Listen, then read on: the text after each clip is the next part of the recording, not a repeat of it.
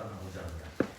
말씀을 연구하고 또 공부하면서 진리의 길을 가르쳐 주시고 우리가 말씀 연구하고 또 공부하는 데 있어서 게을리지 않도록 긍휼히 인도하여 주옵소서. 하나님 보는 것과 또 쓰는 것과 듣는 것에 귀를 기울이고 하나님의 뜻이 무엇인지를 목회자의 말씀을 잘 들어서 그 말씀이 대로 살아가는 성도 되게 해주시고 또 목사 되게 해주시옵소서.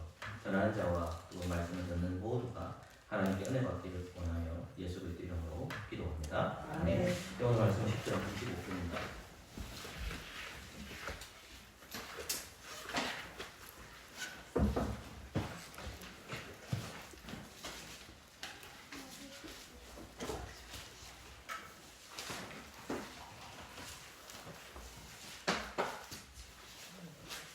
예, 본 강좌 때는 제가 그 교제에 대해서 이야기를 했거든요. 4주 정도는 제가 왜 성경을 읽어야 되는지를 여러분들한테 설교를 했고, 이제 두 번째는 이제 제가 주제 설교를 그다지 좋아하지 않는 목사인데 주제 설교를 좀 해야 되겠다 싶어서 교제를 선택했습니다. 성경을 알아야만 또 교제가 되기 때문에 교제 측면에서 하나님과의 교제, 그 다음에 수평적 안에서의 교제를 살펴보거든요. 그래서 교제를 살펴보니까 사실은 내용이 자꾸 많아지더라고요. 그래서 3, 4주 정도 지금 교제 수업하고 있고, 그 다음에 공강대 때도 제가 교제를 했거든요. 그래서 계속해서 아마 교제 부분을 제가 할 것 같습니다. 교제 끝나면 또 다른 거를 제가 주제를 쓰려고 하니까 예수님의 행적은 꼭 멈출게요. 예수님의 행적에 대해서 연구를 안 한다는 말이 아니라 그 예수님의 행적에 대해서 멈춘 겁니다. 제가 지금 우리 상황을 보고 우리 교회의 상황을 보고 과연 무엇이 중요한가 좀 고민해봤고 성경을 가르치는 사람들에게 믿음의 교제가 또 무엇인가 제 나름대로 고민을 해보게 되거든요. 그래서 결국은 교제가 풍성한 교회가 연보생활을 전하게 되고 피자라는 데가 없다는 것을 사도행전에서 묵상하게 되는데 저는 오늘날 교회의 안에 피자라는 데가 항상 있을 거라는 하나님의 말씀을 기억하는데 결국은 예루살렘 교회에 가난한 자가 없다는 것은 많이 가진 자들이 많이 연구했다는 것 그리고 적게 가진 사람들도 많이 연구했다는 것을 확인하는 거죠. 공동으로 나누어질 때에 사도들이 문제를 잘하거든요. 그래서 말씀이 어마어마하여 세력을 얻는다고 할 때에 피천한 자가 없었던 시대에 있을 때에 사도행전에 오는 초대들이 있다. 그러나 오늘 현대 교회에서는 주님께서 말씀하신 대로 가난한 자가 항상 있을 것이라고 얘기하거든요. 저는 가난한 자가 항상 있다라는 것을 기억하고 있고 그리고 사도행전 4장과 6장에서 피천한 자가 없다는 것이 위로가 되면서 부담이 되는 말씀 중에 하나입니다. 저는 우리 교회가 그렇게 갔으면 좋겠다라는 생각이 드는데 항상 교회 안에는 가난한 자가 있거든요. 그래서 우리가 가지고 있는 재산이나 우리가 가지고 있는 소유가 잘못하면 이제 세속화가 될 수가 있죠. 그래서 이제 저도 세속화된 일부분에 많은 생각이 있습니다. 그래서 재물의 주인이 하나님이시라는 것과 그 재물의 주인이 하나님이시라는 것과 그리고 주신 것에 대한 감사의 행위가 공동을 들고 나타나는데 오늘 한국 교회나 저희 같은 지금 교회가 연구에 대해서는 굉장히 약한 면을 가지고 있습니다. 자 그런 측면에서 오늘은 이제 시편 25편을 이제 읽어가려고 합니다. 여기 시편을 수요 기도회 때마다 묵상하고 있거든요. 개인적으로 제가 이제 시편 25편이나 시편을 계속해서 묵상하고 있고 그리고 이제 페이지 수는 제가 F 용지의 설교나 강의문을 정리해보니까 지금 시편 25편인데 한 400페이지가 되더라고요. 그래서 그렇지만 조금 천천히 살펴보고 내용을 좀 잘 확인해서 여러분들이 살아가는 데 있어서 하나님의 말씀이 좀 조명이 되었으면 좋겠고 그 조명이 되는 것이 구원에 이르렀으면 좋겠다는 생각입니다. 시편 25편을 조금 긴 구절이고요. 27까지 되는 구절인데 한 절씩 교독하고 제가 준비한 만큼만 전화하고 강의를 마치도록 하겠습니다. 시편 25편 한 절씩 교독하도록 하겠습니다. 제가 먼저 하나님 말씀 읽겠습니다. 여호와여 나의 영혼이 주를 우러러 보나이다.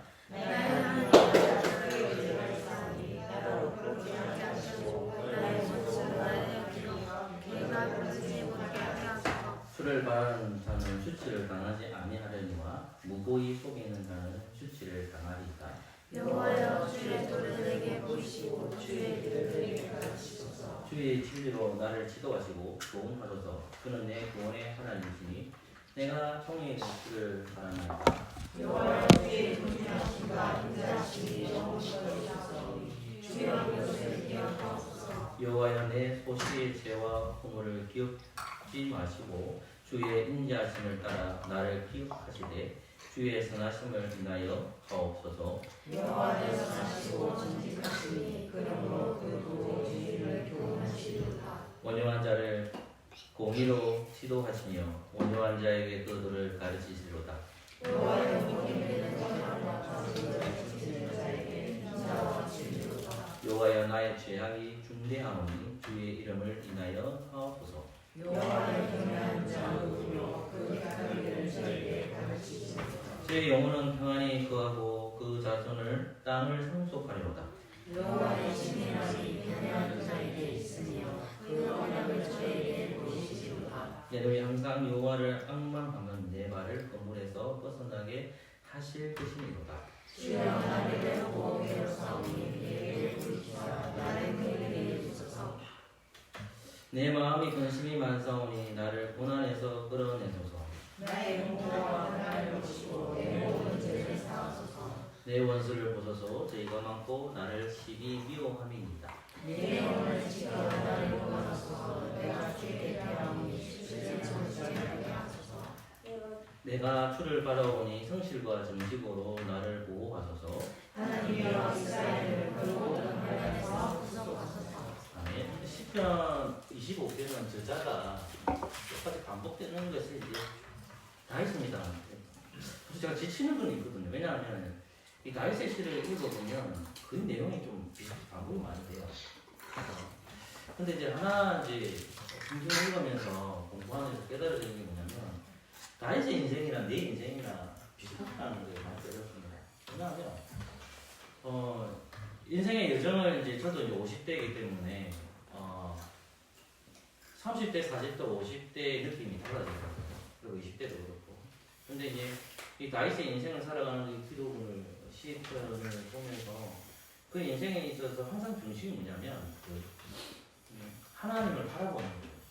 그러니까 그가 10대이든 20대이든 30대이든 40대이든 죽는 날까지 항상 바라보는 시야가 어디 있냐면 하나님으로부터 초점이 흐트러지지 않습니다. 근데 제가 10대일 때나 20대 중반까지를 보면 하나님을 찾는 시기가 아니었고 어느 날 하나님 은혜로 말미암아 20대 중반이 돼서 신앙을 하려고 마음을 먹죠. 그리고 30대, 40대 돼서 이제 30대 후반 때부터는 목회자로 부르심을 받아서 목회하고 있는데 50대가 된 거죠. 근데 이제 다윗 같은 경우에는 어릴 때부터 시야가 딱 고정되어 있습니다. 그 고정되는 것이 뭐냐면 하나님을 바라보는 거거든요. 근데 다윗의 시편을 보면 항상 하나님을 찾는 내용과 하나님 앞에 회개하는 내용과 그리고 대적들이 항상 자기를 괴롭힌다는 거예요. 근데 다윗의 시는 끊임없이 시 자체가 기도이고 노래이기 때문에 누구를 의존하냐면 하나님 앞에 나아간다는 겁니다. 그러니까 다윗이 이렇게 시편을 많이 기록했음에도 불구하고 그가 하나님 나아간다는 것은 굉장히 중요한 것을 가르치거든요. 우리가 삶을 살아가는데 환난이라는 것이 계속하고 올라오는 겁니다. 평안하도 환난이고요. 또 환난도 하면 또 환난이 있거든요. 그러니까 우리가 항상 하나님 앞에 어떻게 해야 되냐면 기도하는 마음을 가져야 돼요. 기도하는 자세를 가져야 돼요. 그것은 뭐 기도원에 가시는 분도 있고요. 또 예배당 오시는 분도 있고 또는 집에서 기도하시는 분들이 있잖아요. 근데 우리 육신이 약하잖아요. 그러니까 예수님께서 겟세마네 동산에 하셨을 때 베드로와 야고보 요한이 그 산으로 올라갔잖아요. 산에 올라가가지고 하신 것이 뭐냐면 이제 기도하는 거거든요. 그러니까 이제 육신이 어떻게 됩니까? 육신이 지치니까 당연히 기도를 못 하는 거예요. 당장 내일 모레면 예수님께서 십자가 당하시는 불구하고 그 하나님의 말씀 깨닫지 못하는 그 피곤함 때문에 야고보 요한과 베드로는 잠을 자는 모습을 보거든요. 기도하지 않고. 그게 이제 우리의 삶입니다. 우리도 그 인생을 살아갈 때에 정말 하나님 신실하게 매달리는 사람은 어떠냐면 기도하는 거죠. 그래서 저는 제가 제일 약한 부분이 기도하는 거죠. 그리고 항상 하나님에 매달려 있는 사람들은 항상 하나님 앞에 기도하는 거예요. 그래서 기도하지 아니하면 상황 자체가 인간적으로 해석을 해버려요. 그러니까 이제 제가 12년 목회를 했지만 제 목회에 있어서의 잘했든 못했든 간에 기도하지 않는 목회의 길을 많이 들어갔다는 것이 10년을 경험해서 굉장히 부끄러워져요. 결국은 하나님 곁으로 나아가서 하나님 앞에 묻고 하나님 앞에 진리의 길을 가르쳐 달라고 기도하는 모습이 이 다윗의 모습에서 결국은 다윗의 이 모습이 중보자로 왔기 때문에 예수님의 모습을 그려주고 있습니다. 시편 25편도 동일합니다. 시편 25편은 제가 조금 20절에서 22절까지 나와있죠. 22절까지 조금 긴 기도문이지 않습니까? 근데 그 기도문을 보면 제가 정리했을 때는 1절부터 11절까지의 내용과 그 다음에 15절부터 22절 내용 읽어보시면 거의 비슷해요. 무슨 내용이냐면 1절부터 11절까지는 뭐냐면 하나님의 보호예요. 그 다음에 이제 이 15절부터 22절까지도 하나님의 보호예요. 그런데 조금 더 총괄시킨 게 뭐냐면 25절 1절부터 11절까지 하나님의 보호와 죄에 대한 용서를 강조합니다. 그리고 이제 마지막 15절부터 22절은 뭐냐면 하나님의 보호와 구원을 요청하는 거예요. 근데 구원을 요청하는데 25편 마지막 절이 재밌는 구절이 나와요. 그게 뭐냐면 다시 읽어볼까? 22절요. 시작. 하나님이여 이스라엘을 그 모든 나라에서 구속하소서. 아멘. 우리가 성경을 읽어보면 공동체적 의미로 나타나는 게 있는데 이스라엘이라는 단어가 나오는 것이 시편 25편에서는 22절밖에 없습니다. 22절 보면 하나님이 어디 되어 있습니까? 이스라엘에 되어 있죠. 그러니까 다윗의 입장이 어떤 입장이냐면 이거는 이제 여러분들이 시편의 다윗의 기도문을 보면 다윗이 기도하는 것들이 많단 말입니다. 그럼 시편 25편도 다윗의 기도예요. 그럼 다윗의 기도는 누구의 기도냐면 하나님과 이스라엘이 있으면 중보자가 필요해요. 이 다윗의 기도는 중보자의 기도예요. 이해됐습니까? 그러니까 여기에 이스라엘 백성들이 중보가 들어갈 수 없는 거예요. 근데 우리는 이 중보자의 기도가 물론 우리의 기도가 직접적으로 연결이 되어 있지만 결국은 누구와 연결되어 있냐면 예수님과 연결을 시켜야 되거든요. 근데 여기 연결 안 시키고 바로 이 다윗이 이 기도하는 것이 중보자라고 생각하지 아니하고 그냥 우리가 들어가가지고 우리 자신을 연결시킬 때가 많다는 거죠. 그렇지 않다는 말입니다. 그러니까 시편 25편 22절에 보면 나로부터 시작했는데 22절에 가면 뭐라고 얘기하냐면 이스라엘은 뭐라고 얘기합니까? 모든 관련해서 구속해달라고 하잖아요. 그러니까 이스라엘을 구속이라는 말과 그건 똑같은 복귀가 있잖아요. 그러니까 무슨 말이냐면 어쨌든 이스라엘 백성들이 하나님을 찾아가야 되는데 이 하나님 편에서 중복할 수 있는 역할을 하는 사람이 누구냐면 다윗이 아닙니다. 다윗의 직분은 왕이거든요. 그러니까 나로 시작했지만은 그러면 이스라엘 역할 공동체를 해요. 또 나로 시작한다 하더라도 중보자로서 다윗이 기도하는 겁니다. 근데 우리 영원한 중보자에서 누구냐면 예수님이 오시거든요. 예수님. 그죠? 다윗이 이스라엘에 의해서 강구하는 것처럼 예수님도 우리를 위해서 강구해 주시겠죠. 로마서 8장 한번 가볼까요? 제가 성경을 왔다 갔다 하더라도 헷갈리지 마시고 이해가 안 되는 부분은 8장입니다. 34절 다시 25분 갈게요. 34절 읽어볼까요? 34절입니다. 시작. 누가 존재하여 죽으실 뿐 아니라 다시 살아나시는 그리스도 예수시니 그는 하나님의 우편에 계신 자여 우리를 위하여 간구하시는 자십니다. 아멘. 그 다음 35절 보세요. 누가 우리를 그리스도의 사랑에서 끊으니요 환난이나 공고나 핍박이나 비근이나 적신이나 위험이나 하리라. 기록된 바 우리가 종의 주를 위하여 죽음을 당게 되며 도살할 양같이 여금을 받았나니 한가하니라. 그러나 이 모든 일에 우리를 사랑하시는 이로 말미암아 우리가 넉넉히 이기느니라 되어 있거든요. 그러면 왜 우리가 넉넉하게 이기느냐?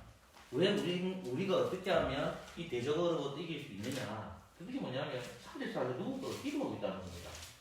한 사절의 말씀을 보면 그리스도 예수신이 이제 앞에 보면 부활하신 예수님이잖아요. 그 부활하신 예수님이 어디 계시냐? 하나님 우편에 앉아 계시죠. 그리고 우리를 뭐 하신다? 기도하신다는 거죠.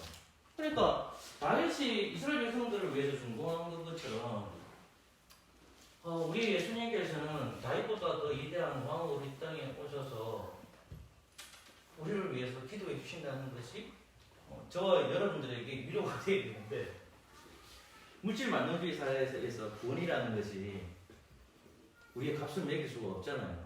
그런데 감히 가룟 유다라는 사람은 그 구원의 값을 매겼잖아요. 이 구속이라는 말, 이스라엘을 구속한다는 말이 오잖아요. 값을 치른다는 거잖아요.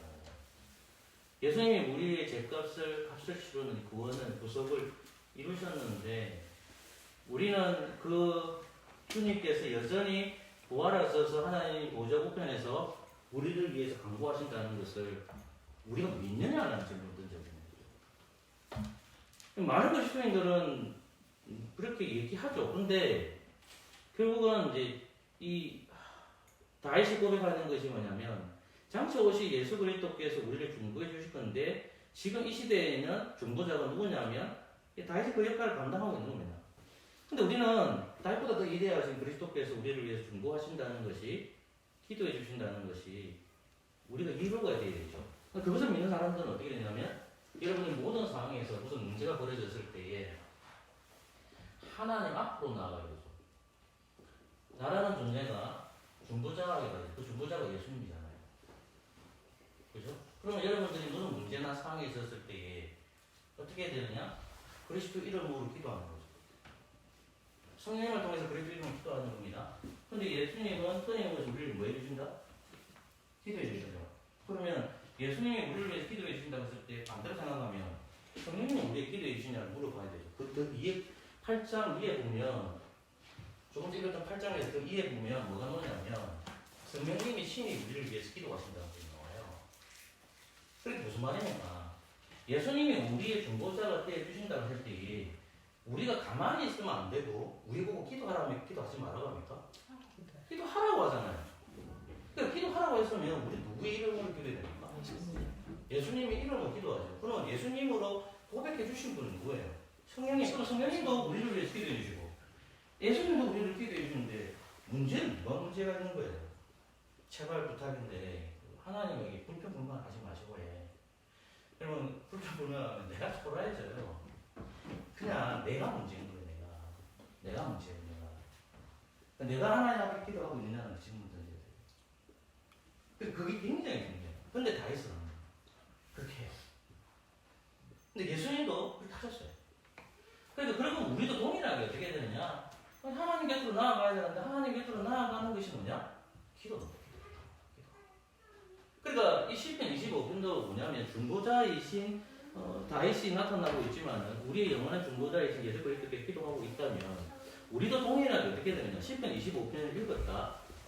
시편 20편 자체가 기도의 내용이다. 여기까지 머릿속에 다 기억하잖아요. 그럼 우리 자신이 계속해서 다윗이 시편을 자꾸 얘기하고 있다는 겁니다. 시로 고백을 하나님 앞에 강구하고 있단 말입니다.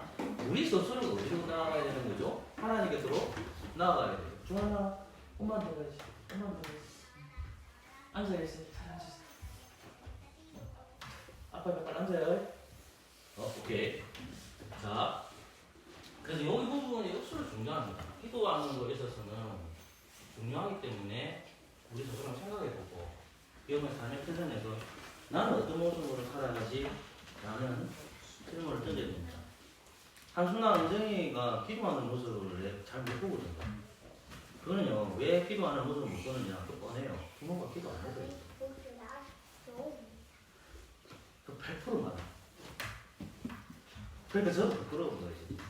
그러니까 여러분들도 만약에 부끄럽다면 기도하셔야 돼요. 하나님께서 나가서 자꾸 기도하셔야 돼요. 우리의 소망이 어디 있느냐 할 때 하늘을 바라보죠. 그러니까 시편 25편에 보면 이제 1절에서 구조가 나눴을 때 1절부터 11절까지 나눠지고 12절부터 14절 나눠지고 15절부터 22절 세 부분 나눠집니다. 1절부터 15절까지의 내용은 뭐냐면 하나님께 보호해달라고 용서를 강구하는 내용이 1절부터 11절까지 내용이고 12절부터 14절까지 뭐냐면 경외하는 자가 받는 복에 대해서 얘기해요. 그 다음에 15절부터 22절까지도 반복돼요. 하나님의 보호를 간구를 하는 거고, 그리고 구원을 간구하는 내용이 15절부터 22절 내용입니다. 근데 시편 25편도 저자는 알 수 있지만 배경은 알 수가 없어요. 어느 시기인지 알 수가 없어요. 그래서 지금 유추하면서 이야기를 이제 해야 된다는 것입니다. 근데 그래서 이제 1절부터 하나 좀 살펴보면서 좀 이야기를 나눠볼게요. 1절 말씀 보면 이렇게 되죠. 한번 읽어볼까요? 1절 말씀입니다. 시작. 여호와여 나의 영혼이 주를 부르러구나. 2절 읽을까요? 나의 하나님이여 내가 주께 의지하였사오니 나의 원수로 나를 이기어 계단을 부르지 아멘. 그 원어적으로 조금 맨 먼저 나오는 단어가 뭐냐면, 우리는 보면 첫 번째 단어가 뭐로 나옵니까? 여호와여라는 거죠. 원어를 보면 어떻게 되냐면 주여라는 단어가 먼저 나옵니다. 그러니까 주여라는 말이 딱 나오는데, 주여라는 말이 나와요. 첫 번째 시작이. 그러면 다윗이 하나님을 고백하는 게 뭐냐면, 첫 번째 여호와의 이름을 부르죠. 하나님의 이름을 부르죠. 그러니까 그 다윗이 1절에서 딱 얘기하는 게 뭐냐면 하나님의 이름을 불러요. 근데 하나님의 이름은 첫 번째 들어가는 게 주여라는 거예요. 그 다음에 뭘까요? 여호와라는 말이에요. 그러니까 이제 잘 생각해보세요. 우리가 기도할 때도 그렇고, 자, 다윗이 하나님을 찾는데 주여라는 거예요. 어떤 상황인지는 몰라요. 어떤 상황인지 모르는데 본문을 읽어보면 그 상황을 언급해요. 그 상황을 언급하는 것이 3절, 4절입니다. 자, 2절, 3절입니다. 2절, 3절 같이 읽을까요? 시작. 나의 하나님이여 내가 주께 의지하였사오니 나로 부끄럽지 않게 하시고 나의 원수로 나를 이겨 계단을 부르지 못하게 하소서. 주를 바라는 자는 수치를 당하지 아니하리니와 무고히 속인 자는 수치를 당하리이다. 지금 상황이 어떤 상황인지를 2절과 3절에 얘기하고 있어요. 상황이 2절과 3절이야. 그게 뭐냐면 원수들이 있는 거예요. 지금 상황이 어떤 상황이냐? 원수들이 지금 다윗을 공격해. 원수들이 다윗을 공격하는 상황이에요. 그러면 이 다윗의 시기가 어느 시기인지 모르지만 사울과 그의 무리, 그 다음에 압살롬과 또 뭐가 됐습니까? 압살롬과 그게 무리 되겠죠. 어느 시기인지는 몰라요. 그러니까 어떤 상황이냐면 지금 원수들이 나를 삼키려고 하는 거예요. 그게 2절과 3절이에요. 지금 근데 상황을 먼저 얘기 안 해. 여러분도 기도할 때 상황을 이렇게 얘기한 적 있나요? 먼저 우리가 보통 우리 누구 이름 찾죠?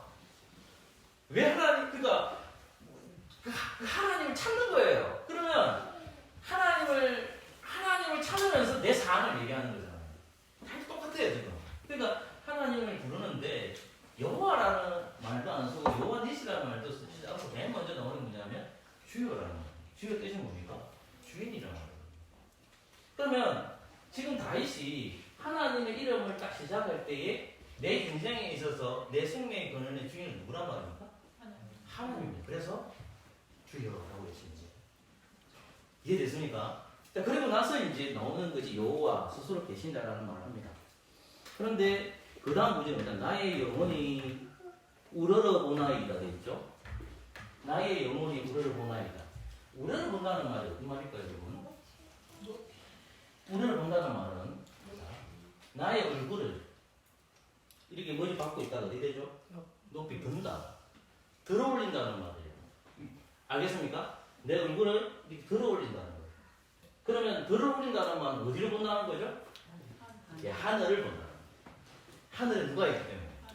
그래서 주여 또는 여호와여 이러는 거예요. 이해됐어요? 그러니까 다윗이 지금 어디 가냐면 대적들이 나를 괴롭히고 있지만은 나는 주님 곁으로 가가지고 주여 여호와여 하는 고개를 들고 하늘을 보면서 외치고 있다는 말이에요.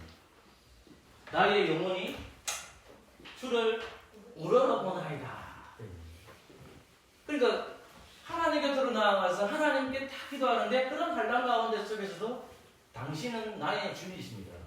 여러분, 우리가 환란을 받지 않을 때는 얼마든지 주님께서 주여라는 말을 할 수 있잖아요. 근데 만약에 다윗이 지금 환란 중이란 말입니다.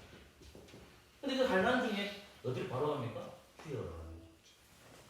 쉽게 생각할 수가 있지만 그렇지 못해요. 그런 환란 가운데 속에서도 누굴 찾는 거예요? 하나님을 찾는 거죠. 그죠? 이 환란 누가 주신 거죠? 사실은 하나님이 주신 거예요. 주를 찾는 거예요. 그리고 그 주를 우러러보는 내용이 1절입니다. 그리고 나서 2절과 3절을 이어집니다. 자, 2절에 보시면 나의 하나님이여 내가 주께 의지하였사오니 나를 부끄럽지 않게 하시고 나의 원수로 나를 이겨 개가를 부르지 못하게 하소서. 그럼 3절 읽어주실래요? 25장 3절입니다. 읽어주세요. 주를 말하는 자는 수치를 당하지 아니하리라 모의 속이는 자는 수치를 당하리이다. 아멘. 그럼 요 부분만 보고 자꾸 2절만 보고 마치도록 하겠습니다. 자, 그러고 난 다음에 시작합니다. 나의 하나님이여 내가 주께 의지하였사오니 되죠. 자, 3절 보세요.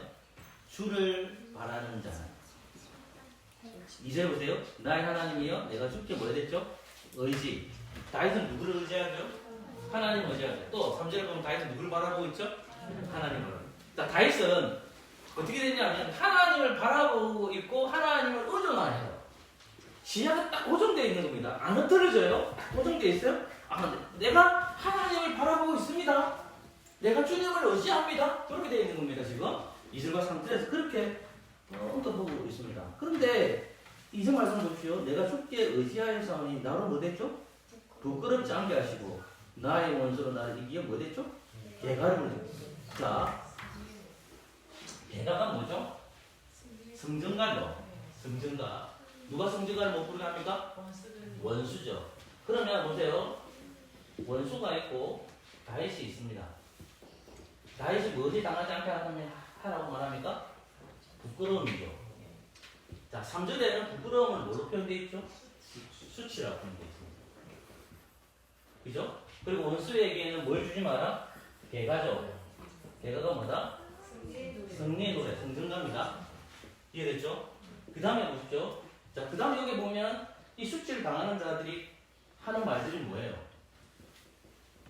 속이는 자라는 거다. 그죠? 속이는 자라는 것은 이렇게 뭘 잘한단 말이에요? 거짓말을 잘한다는 거죠. 거짓말을 잘합니다. 자, 그러면 요 부끄러움이라고 했죠. 수치라고 했죠. 자, 그러면 다윗이 이 부끄러움이라는 것이 우리가 생각하는 일반적인 부끄러움일까요?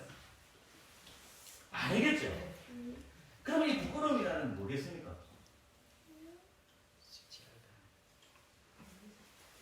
지금 다윗이 부끄럽다고 했잖아요. 수치를 당하지 않게 해달라고 했잖아요. 다윗이 부끄러운 뭘까요? 여러분, 이거 하나 예를 들어볼게요. 영화 보고 마칩시다. 사무엘 하나 가볼까요? 여기 차라리 얘기가 나서 13장쯤 가보십시오. 예를 들어봅니다.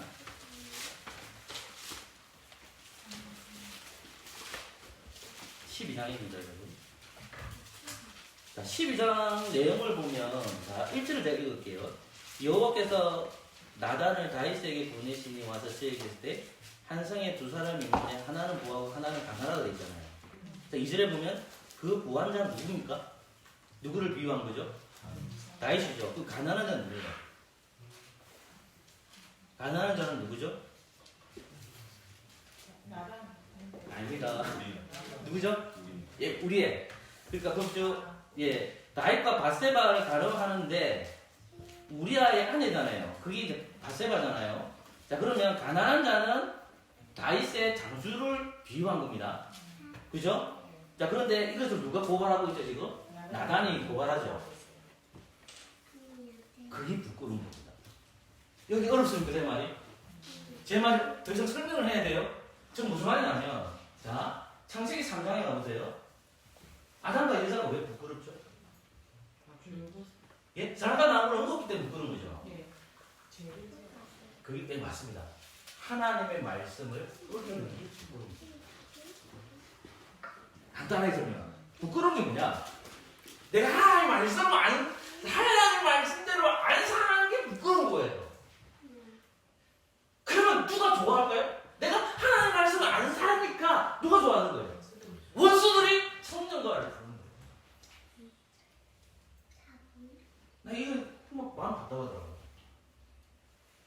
부끄러움이라는 것이 하나한테 조금 피로 나오고 막 이렇게 막 부끄럽잖아요. 근데 다윗이 뭐라고 해요? 아 그게 아니라 내가 하나님 말씀대로 안 살아갈 때에 누가 좋아하느냐? 원수가 좋아하는데 그들이 대신한 칭찬을 한다면 성전만을 본다는 거예요. 그런데 진리를 말해야 될 입장에서는 다윗이 진리의 모습을 우리 주어야 돼요. 주의 길을 가야 돼. 주의 도를 가야 돼. 그런데 자기가 못 갈 때 누가 좋아하느냐? 마귀가 좋아하고 사람이 좋아한다는 거죠. 그들은 어떤 자들이냐? 속이는 자다라는 거죠. 하나님 나에게 부끄러움을 주지 마시고 이들에게 성등감을 주지 마시고 이 속에 있는 자에게 내가 속지 않게 해주시고 이 말을 하는 것이 2절과 3절의 내용입니다. 사랑하는 여러분, 저는 여기서 이제 말씀을 좀 정리할게요. 또 들으시니까. 예수 그리스도께서 오셔서 부끄러움을 사셨습니까? 수치를 당하셨습니까? 예수님은 수치를 당했습니까? 안 당했습니까? 당하셨죠. 예수님 부끄러움 당하셨죠. 왜 예수님 부끄러움을 당해야 되고 수치를 당하셔야 되죠? 의지 때문에. 자, 그러면 여러분들 그리스도 안에서 성령님이 여러분 안에 거하십니다. 주님께서 부끄러움을 당하셔서 또 해야 되겠습니까? 그럼 어떻게 살아야 되죠? 성령께서 가르치시는 건 뭡니까? 말씀대로 살아가는. 그리고 죄를 지어서 빨리 죄에서 돌이키는 것은 뭐라고 얘기하죠? 해결하고. 그것까지만 기회를 잘 해주시면 좋겠습니다. 기도하겠습니다. 주신 하나님 감사합니다. 예수 그리스도 이름으로 기도합니다. 아멘.